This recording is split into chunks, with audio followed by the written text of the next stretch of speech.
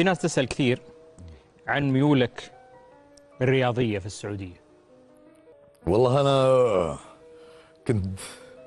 كنت ما أحب هذا الموضوع أتطرق له، وأبطيت وأنا ما أعلنت هذا الميول، لكن عاد أنا نصراوي في الأخير. تقول شيء للنصر اليوم شعرا؟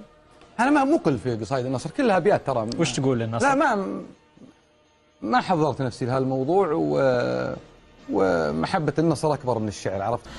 أنا نصراوي أشجع النصر، لكن إيش اللي مطلوب مني أنا؟ مهني مطلوب مني اللي على الشاشة، برا هالاستوديو ما لك دخل فيني، وش أسوي؟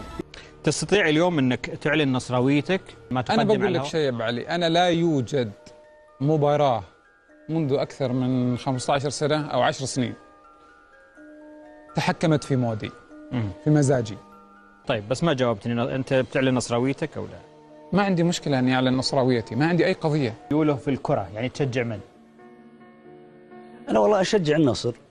طب أنت من جماعة اللي يحبون مصر عشان النصر عشان ماجد، ولا النصر ككيان؟ ماجد يعني يظل يعني يظل ماجد يعني. هناك من يقول أن الشيخ عادل الكلباني كرهه للهلال أكثر من محبته للنصر. لا هذا مو صحيح. طيب من الصوت؟ ما في شيء يوازي محبتي للنصر. جميل. طيب انتم وضعكم السنة هذه يعني شوي، بس إن شاء الله السنوات الجاية كل الدنيا دوارة. من هو أسطورة الكرة السعودية طيب؟ ماجد عبد الله. أبدا. ولا زال. ولا خيار. ولا خيار.